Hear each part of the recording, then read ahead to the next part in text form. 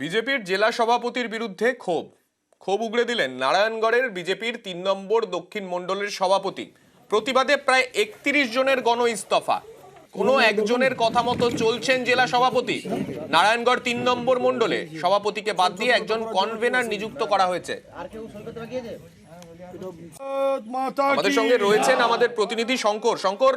একদিকে আমরা দেখছি লোকসভা নির্বাচনকে কেন্দ্র করে সবাই এখন সংগঠনে জোর দিতে ব্যস্ত, তার মধ্যেই বিজেপির মধ্যে গোষ্ঠী কোন্দল। একেবারে সান্নিক তোমাকে জানিয়ে রাখি যে নারায়ণগড় ৩ নম্বর যে দক্ষিণ মণ্ডলের সভাপতি তিনি নিজে গণ ইস্তিফা দিয়েছে তপন কুইলা।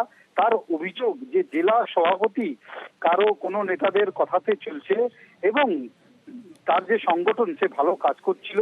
তারা এই যে সামনে পঞ্চায়েত নির্বাচন গেছে সেখানে তারা বিভিন্ন ভাবে ভালো কাজ করেছে, তারপরেও তাকে সরিয়ে দিয়ে গৌতম খাটুয়াকে কনভেনার করা হয়েছে।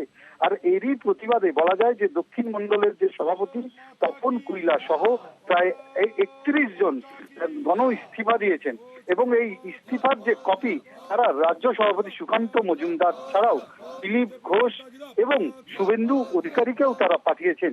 তার বক্তব্য যে তারা এত ভালো কাজ করার পরেও কেন তাকে এই দক্ষিণ মণ্ডলের সভাপতিকে তাকে সরিয়ে দিয়েছে তা প্রশ্ন কিন্তু করছেন। যা ঘিরে বলা যায় যে সামনে লোকসভা নির্বাচন, যেখানে দিলীপ ঘোষের বলা যায় যে এই যে পশ্চিম মেদিনীপুরের লোকসভার সাংসদ দিলীপ ঘোষ তার নানা কর্মসূচি রয়েছে, ৩ মাস ধরে এই মাটিতে তার সে কামড়ে বসে রয়েছে।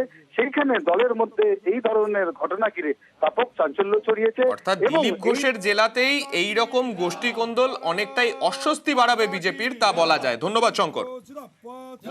জেলা সভাপতি মহাশয় যে বিষয়টা করেছেন সাংগঠনিক রদবদল, সেটা আমরা মেনে নিতে পারছি না। আজকে আমরা আমাদের রাজ্য সভাপতি সম্মানীয় সুকান্ত মজুমদার মহাশয়কে হাত জোড়ে করে আপনাদের অনুরোধ করছি, আপনারা ইমিডিয়েটলি স্টেপ নিন। চক্রান্ত করে এই মণ্ডলটাকে শেষ করে দেওয়ার জন্য যে প্রক্রিয়া চলছে তার প্রতিবাদে আমরা এখানে সবাই কিন্তু পদত্যাগপত্র লিখেছি। আজ কতজন